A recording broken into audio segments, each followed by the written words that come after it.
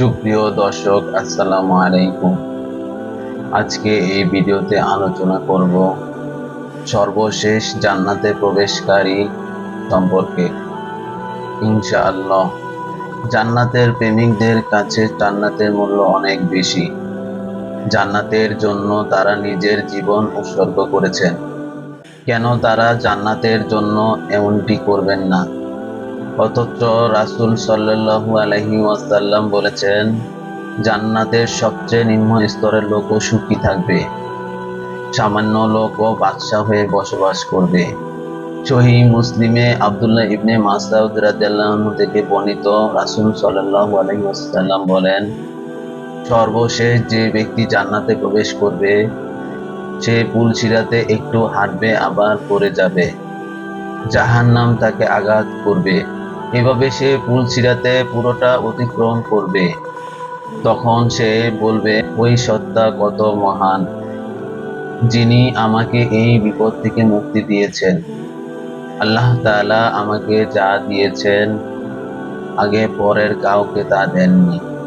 অতঃপর সে বিশাল এক গাছের সামনে আসবে। সে বলবে, হে আল্লাহ, আমাকে এই গাছের কাছে নিয়ে যান, যাতে আমি এর ছায়ায় আশ্রয় নিতে পারি, এখান থেকে পানি পান করতে পারি।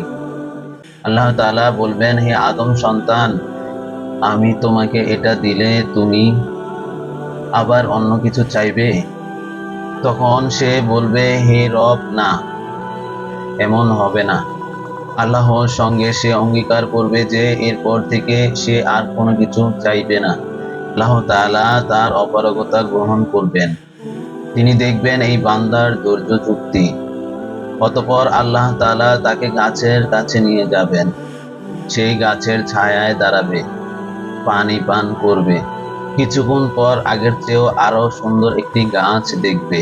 সে বলবে, হে আল্লাহ, আমাকে এই গাছের কাছে নিয়ে যান, যাতে আমি এর ছায়ায় আশ্রয় নিতে পারি, এখান থেকে পানি পান করতে পারি। তখন আল্লাহ তাআলা বলবেন, হে আদম সন্তান, তুমি কি আমার সঙ্গে ওয়াদা করনি যে এর পর থেকে আমার কাছে আর কিছু চাইবে না? অতঃপর বলবেন, তোমাকে এই গাছের কাছে নিয়ে গেলে আর অন্য কিছু চাইবে? সে বলবে না। অতঃপর আল্লাহর সঙ্গে সে অঙ্গীকার করবে, এরপর থেকে সে আর কোনো কিছু চাইবে না। আল্লাহ তাআলা এই বান্দার ধৈর্য যুক্তি দেখে আর অপারগতা গ্রহণ করবেন। কিছুক্ষণ পর জান্নাতের দরজার কাছে আগের দুটি গাছের চেয়েও আরো সুন্দর একটি গাছ দেখবে।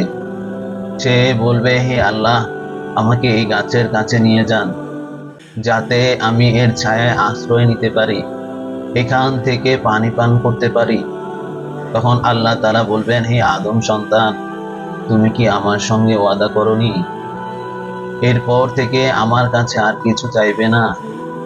সে বলবে, হ্যাঁ হে রব, এটাই শেষ, এরপর আর কোনো কিছু চাইব না।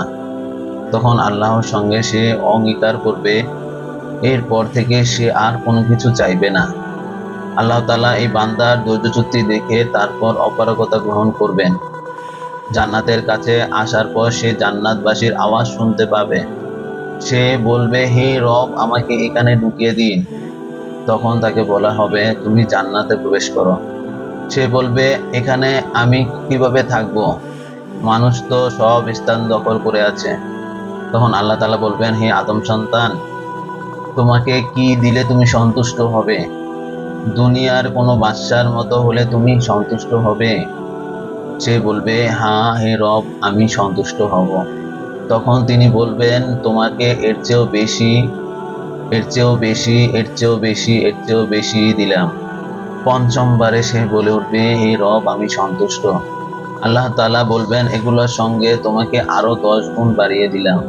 তোমার চোখ ও মনের সব কামনা বাসনা পূর্ণ করো। আল্লাহ তাআলা তাকে আরো বলবেন, তুমি কোনো কিছু আকাঙ্ক্ষা করো?